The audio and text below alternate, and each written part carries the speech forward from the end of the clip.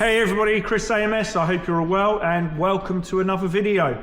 Today we've got something a little bit more unusual in the workshop. We have a 1995 Mercedes SL280 and the customer's complaint is that once the vehicle is warmed up, it starts to hunt and doesn't idle very nice and struggles to start once the engine's warm. So we're going to have a look and see if we can diagnose this for him. He's been turned down by Mercedes. Mercedes don't want to have a look at it and he struggled to get someone to look at it. So we've got it in like a challenge and let's see if we can get to the bottom of it for him. So follow along. So like I say, this is the SL280. I think it's a 3-litre straight 6 engine in it. Hopefully you can perhaps hear that it is hunting a little bit. The customer's had no luck in getting it rectified.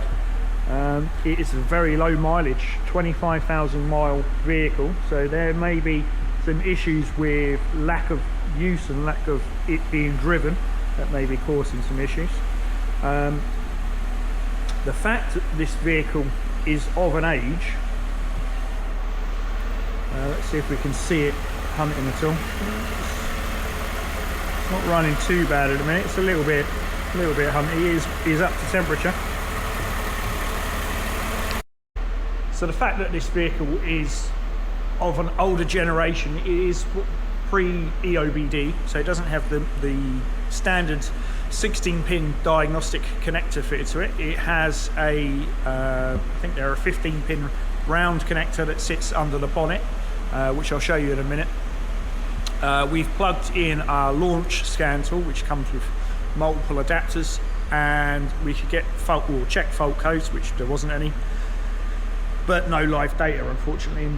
We want some live data, and the problem we've got with this vehicle is that it's an import. It's been imported from Guernsey and the technical data on the vehicle is slim to none, so we're kind of working, as I say, I always like to have good technical data when we're looking at faults.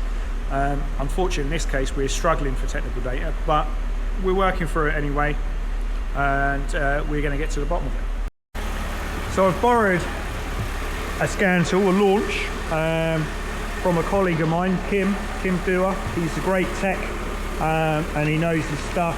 He is a top tech finalist from back in the day, and he's the guy that I want to be as clever as, basically.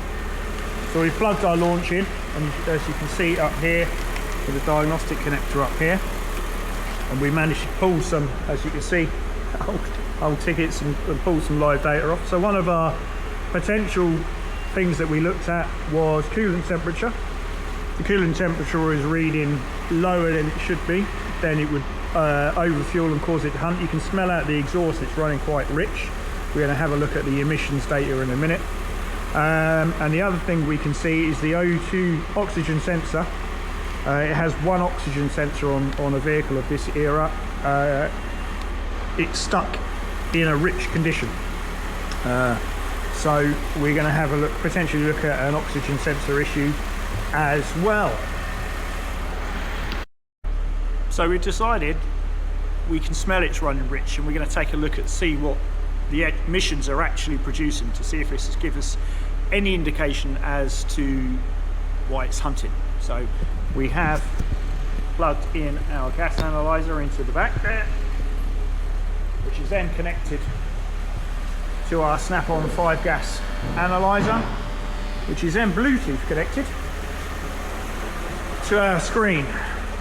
So up here we can see that yes, it's all over the place. So we've got 11,000 hydrocarbons listed, which is miles off the chart, and our CO is 11%, which on a modern vehicle, maybe not quite as old as this, but less than 1% you want to be seeing, 0.3, 0.5% kind of thing. That's kind of probably the era for this vehicle, wants to be that kind of down. So 11%, that's showing that there's a very rich condition occurring. So with a rich condition occurring, one of the things we'd like to look for first is an air leak. If we're drawing in unmetered air into the system, then the lambda sensor will be seeing excess oxygen and then richening the mix in order to bring a good ratio back to where it should be. We've carried out a leak using the smoke tester, and there are no leaks present on the vehicle. From here, I think we're going to have a look at the lambda sensor on it. The lambda sensor is stuck in a rich, or is showing an incorrect reading, so I want to prove that the actual lambda sensor is operating correctly before we move on and do anything else. So we're under the vehicle. We have got our we've unfortunately had to go into the wiring because we couldn't back probe very nicely into the multi-plug, but we're on our ground and control wire for the lambda.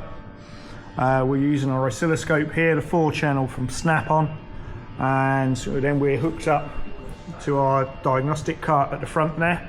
So let's run the vehicle up and let's have a look at the actual values coming from our lambda sensor. So this is a single sensor that sits just up in the exhaust there. So we are attached into our lambda sensor with our scope. Our green trace is our signal wire back to the engine computer, and you can see it's just hovering static at about 0.8 of a volt, maybe just over 0.8 of a volt. Now the question that we have to ask ourselves is this lambda sensor reading correctly and it's seeing a rich condition, or is it in a failed state and not able to see a change in or control the fuel mixtures correctly? So what we're going to do in order to test this is we're going to induce an air leak and see if we can affect this voltage. So the fact that the voltage is high or closer to a volt is indicating a rich condition. We induce an air leak, hopefully we'll see that voltage drop down to, you know, when it detects more oxygen. So lesser voltage, more oxygen.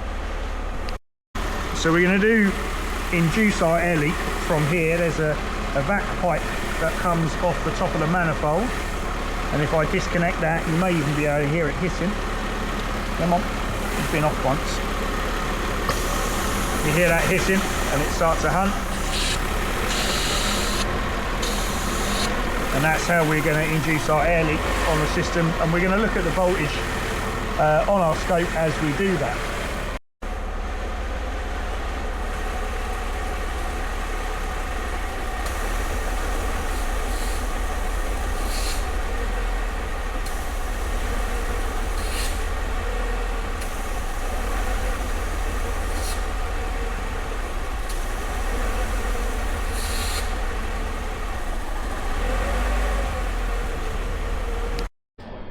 So, as you can see on the scope, we can see when we introduce an air leak into the system that we can see that signal drop down to nearer 0 volts than 1 volt.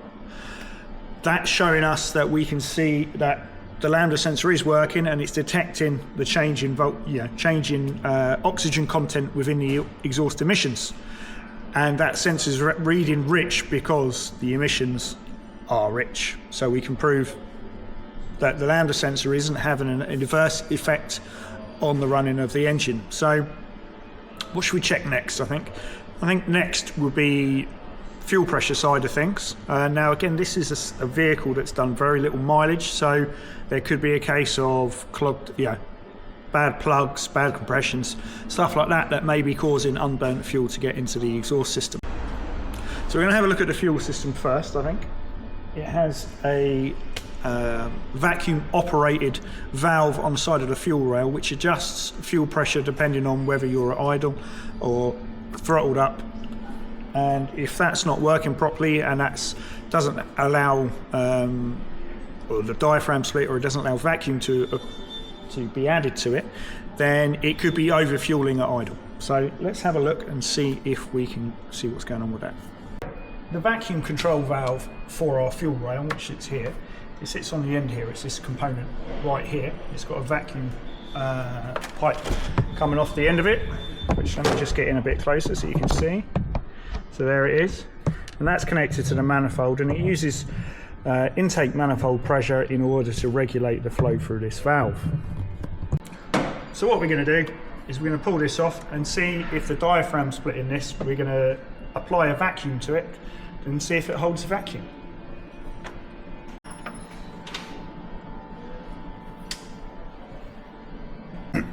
Right, so I found a piece of pipe that's coming off there, so we can test off board using our vac gauge. And if I pump that up, and you look at that reading, it's supplied a vacuum and it's held the vacuum, or it appears to have held the vacuum. So at the moment, this side looks okay. So what we want to do next is make sure that the control side, the side coming from the manifold, has the ability to produce a vacuum to operate this valve, and that way we know both sides of this part of the system is working okay. Right, so we're on the manifold side. The gauge is showing a vacuum. The vacuum is being applied by the manifold, which should reduce the fuel flow to the injectors, so it should idle nicely. Now, in doing this test, we've also found our problem. Now let me show you. Which we actually have occurring here. And for some of you older techs, the techs that used to work on vehicles of this age, this may be a common problem, I don't know. But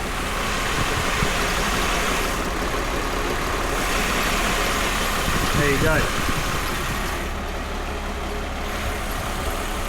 So what we've actually found is that fuel is leaking from the rail out past that diaphragm valve, down the vacuum pipe and straight into the intake manifold, which is artificially richening the mix.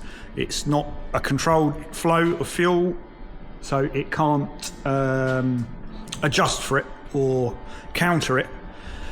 So this is why we're getting our rich condition. Now, we found that we can replace this diaphragm valve, so we're going to take it out in a bit and we're going to have a look and see what's going on there. I'm assuming something's going to be split and it's allowing it to bypass, but I think our next step in testing is, obviously this is faulty, we're going to take this out and see what's going on.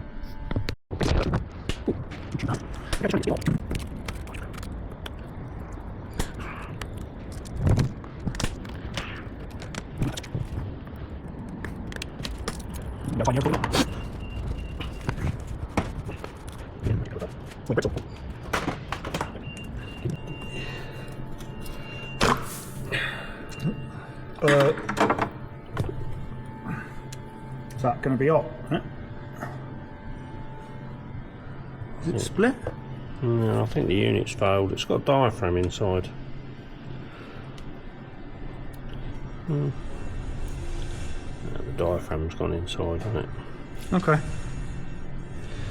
It wants another one. So we fitted our fuel valve. We've got a new one here. This is the old one, as you can see. It just controls the flow to the fuel rail. More fuel, quicker she'll go. And it's just held into the top of the rail with a circlip. And yeah, let's have a look at the new one in the vehicle. Now, remember at the end of here, we was getting fuel in out of there, which is being sucked down and into the intake manifold, which is causing it to run rich. So now that's nice and dry and no leaky. That's what we like to see. We've been out for a test drive in it, and it drives really nice. I quite like this car. It's done 25,000 miles. I can imagine what it would be like to buy a brand new Mercedes back in the day. Phil seems to think that when this was new, the cost of one of these was probably similar to a house in Bedford, around the era that it come out. So one of the other things we've done is we've rechecked our emissions. So you remember the CO was at about 11 or 12%, and yeah, because it was running really rich. The hydrocarbons I think were about 12,000, and the lambda value was completely out of whack. So let's have a look at our emissions tester. So where you can see that there. So we're down at 0.4 at the minute.